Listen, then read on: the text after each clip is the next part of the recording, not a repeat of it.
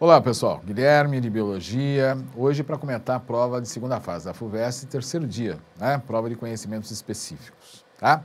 Prova de 6 questões, dentro da possibilidade de 6 questões, uma prova abrangente, cada uma delas abordava uma das partes da biologia, tá?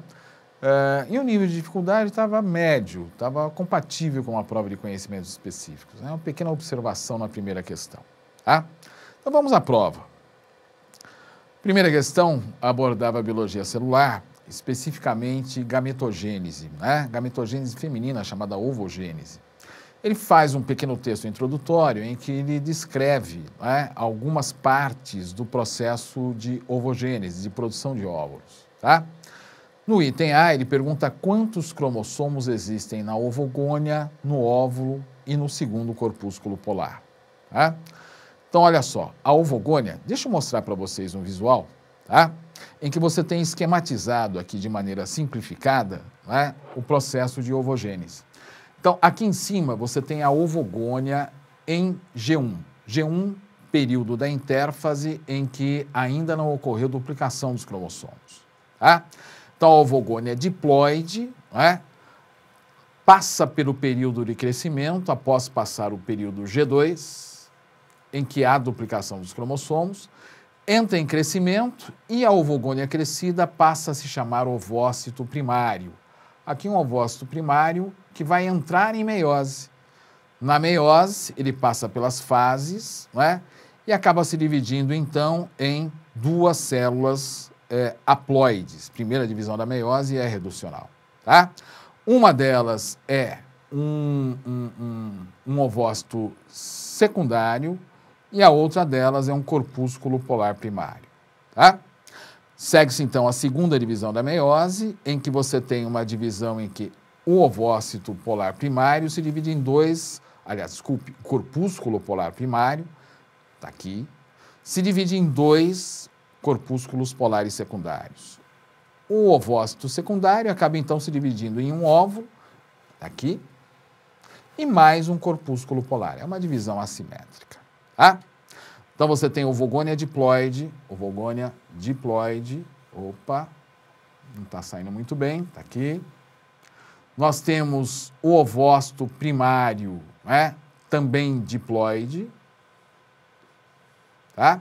Nós temos os ovócitos secundários pós, primeira divisão, já haploide, e nós temos o óvulo e os corpúsculos polares também haploides. Então, depois desse pequeno lembrete, né, nós podemos voltar, então, à resolução. O item A, número de cromossomos encontrados na ovogônia, 2N, para a espécie humana 46, no óvulo N, para a espécie humana 23, e no segundo corpúsculo polar N, também 23, ok? O item B, ele pede para você considerar a quantidade de DNA na ovogônia X. Quanto DNA existe no ovócito primário, no secundário e no primeiro e segundo corpúsculos polares. Gente, aí tem um pequeno problema, né? Ovogônia, tá? É diploide. Mas a ovogônia antes ou depois da duplicação dos cromossomos? Em geral, há uma tendência de se tratar como ovogônia, tá? A célula que está antes do período S. Ou seja, ela tem 46 cromossomos, cada qual com um filamento apenas, tá? Então, essa quantidade de DNA você considera X, tá? No ovócito primário, então, nós teremos 2X. Por quê? Porque já houve duplicação de cromossomos. No secundário, já houve a primeira divisão da meiose, ele passa a ser haploide. O ovócito secundário, portanto, tem X de DNA, tá? Primeiro e segundo corpúsculos polares, espera-se encontrar a quantidade X de DNA, uma vez que eles também são haploides. E, primeiro corpúsculo polar, X, é haploide com cromossomos duplicados. E segundo corpúsculo polar, meio X. Por quê? Porque eles são haploides com cromossomos unifilamentares. Não é uma das questões mais palatáveis que eu já vi, né? Lembrar, ficar decorando as fases da gametogênese, realmente não é das coisas mais prazerosas que tem para se estudar em biologia, tá? Portanto, esse item B aí é um pouquinho problemático, né? O item C, quantos gametas resultam de uma ovogônia? Com as duas divisões celulares, as duas divisões meióticas assimétricas, você tem apenas um gameta, um óvulo funcional. As outras 3 células são corpúsculos polares e são descartáveis. Certo? Beleza. Vamos então à segunda questão, uma questão de fisiologia, gente, que falava sobre fisiologia humana, que falava sobre o sistema renal, tá? Ele faz, então, um pequeno resumo sobre o que os atletas fazem durante as competições esportivas, né? Eles costumam beber água e bebidas isotônicas logo após a competição e também é feita a coleta de urina para exames antidoping, né? Em que são detectados medicamentos e drogas eventualmente ingeridos que o corpo descarta. As bebidas isotônicas contêm água, glicose e sais minerais, apresentando concentração iônica semelhante à encontrada no sangue humano. Daí a palavra isotônica, usada para definir a bebida.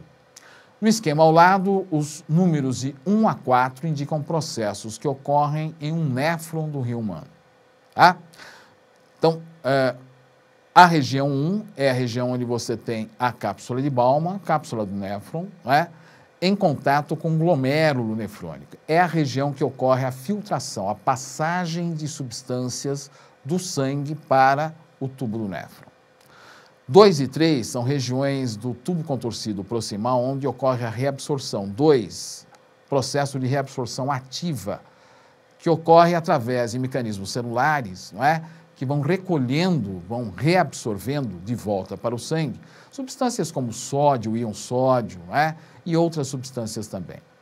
3, reabsorção passiva por osmose e difusão. 4, secreção tubular de íons de hidrogênio e potássio. Tá? Quais números indicam, pergunta o item A, processos pelos quais passa a água? Então, a água passa na região, no processo número 1, filtração, quando o sangue perde boa parte da água, formando o filtrado glomerular. Tá? E 2, por reabsorção passiva. A água é quase que totalmente reabsorvida por osmose. Tá? Principalmente no 2, não exclusivamente, mas principalmente na região 2. Tá? Também temos uma boa reabsorção de água no tubo coletor, não é? Só que ele não é mencionado nesse esquema. Ok?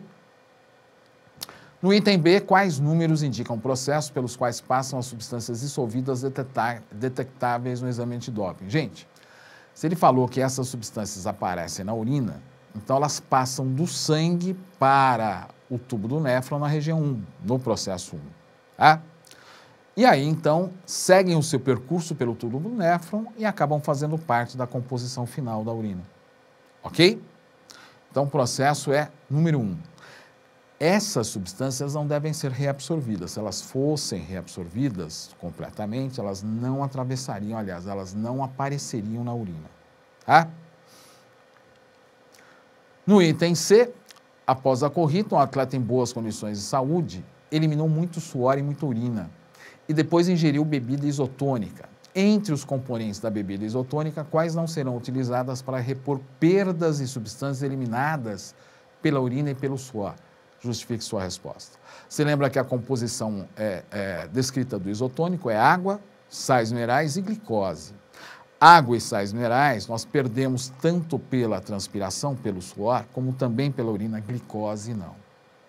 E essa então é a resposta. Ok? Questão de nível médio, tá? Sem maiores problemas, ok? Questão número 3. Então, uma questão de zoologia, biologia animal, e ele diz: Piaimã virou o herói de cabeça para baixo. Então, Macunaíma fez cócegas com os ramos nas orelhas do gigante. Chegaram no hall. Por baixo da escada tinham uma gaiola de ouro com passarinhos cantadores, e os passarinhos do gigante eram cobras e lagartos. Um trecho de Macunaíma, bem conhecido em Mário de Andrade. Suponha que o gigante Piaimã tenha encontrado ovos de lagarto e os tenha posto para chocar, pensando que fossem de aves. O exame dos anexos embrionários dos ovos desses dois grupos de animais permite diferenciar se eles são de lagartos ou de passarinhos? Justifique. A resposta é não. Ovos de lagartos e de passarinhos, répteis em geral e passarinhos, apresentam a mesma estrutura básica, com os mesmos anexos embrionários, né? Apresentam um saco vitelínico grande e evidente, né? Apresentam ânio, córeo e alantoide, ok? Item B, considere que a gaiola esteja embaixo da escada em local frio e úmido e com alimento disponível. Que animais, cobras, lagartos ou passarinhos teriam maior dificuldade para sobreviver por período muito longo nessas condições? Ora, seriam as cobras e lagartos. Por quê? Porque são animais ectotermos, não têm capacidade de controle térmico do seu corpo, como ao contrário das aves, né? Os passarinhos, eles apresentam esta capacidade. Então, eles são capazes de compensar variações de temperatura, como, por exemplo, na condição, uma temperatura mais baixa, né? Mobilizando energia para aquecer os seus corpos, coisa que répteis, cobras e lagartos, não conseguem fazer. Ok? Questão número 4, gente, uma questão de ecologia. Tá? No estudo, a população do inseto Caliotrips phaseoli, espécie A, permaneceu isolada de outros insetos. O gráfico 1 mostra o número médio de indivíduos por planta registrado ao longo de 6 semanas. Então, a partir da situação inicial, nota-se um grande crescimento no número médio de insetos por planta, até mais ou menos a 5ª semana, né, onde o número estabilizou. Tá? Em outra situação do estudo, os insetos da espécie Caliotrips phaseoli, espécie E, foram mantidos na presença de insetos de espécie Óreos insidiosos, espécie B. O gráfico mostra o número médio de insetos da espécie A por planta. O que aconteceu, gente? Nota-se no gráfico que a espécie A foi completamente prejudicada pela espécie B. Só que não há um gráfico mostrando o que aconteceu com a espécie B. Tá? A espécie A, sendo prejudicada pela espécie B, obviamente diz respeito a uma interação ecológica do tipo negativa ou desarmônica. No item A, ele pergunta justamente isso. Cite um tipo de interação ecológica que possa ter ocorrido entre as espécies A e B. Que informação fornecida nos gráficos apoia a sua resposta? Então, certamente é uma interação ecológica negativa ou desarmônica. De que tipo? Ora, como ele não mostra o que aconteceu com a espécie B, de qualquer tipo, tá? Pode ser predação? Pode ser predação. Pode ser parasitismo? Também, tá? E pode ser até competição, tá? Então, qualquer um desses 3 exemplos de interação negativa poderia aparecer na sua resposta, tá? A justificativa é que a espécie B prejudicou a espécie A. Agora, não se sabe se ela sofreu benefício, se ela também foi prejudicada, né? E por isso as 3 respostas, os 3 exemplos de interação negativa são absolutamente plausíveis. Ok? B. Cite um tipo de interação ecológica entre as espécies A e B que não seja compatível com os dados apresentados nos gráficos. Para serem compatíveis com a interação ecológica citada, os números médios de indivíduos por planta no gráfico 2 deveriam ser maiores ou menores. Justifique sua resposta. Ora, nenhuma interação positiva é compatível com os dados no gráfico. Interação positiva ou harmônica são aquelas interações em que não há prejuízo para nenhum deles. Então, se fosse o caso de uma interação positiva, quando A estivesse na presença de B, A não sofreria redução ou até aumentaria. Ok? Você poderia até exemplificar também algum tipo de interação positiva, como comensalismo, ou uma interação, claro, sempre interespecífica, entre espécies diferentes. Uma interação do tipo mutualismo, mutualismo não, protocooperação, melhor dizendo. Mutualismo é obrigatório, uma não sobreviveria sem outra. Ok? Questão 5. Questão de biologia animal, de zoologia. Os equinodermos são animais deuterostômios marinhos que apresentam simetria radial na fase adulta e bilateral na fase larva. Equinodermos como ouriço do mar, estrela do mar, pepino do mar, são animais do mar. Não é?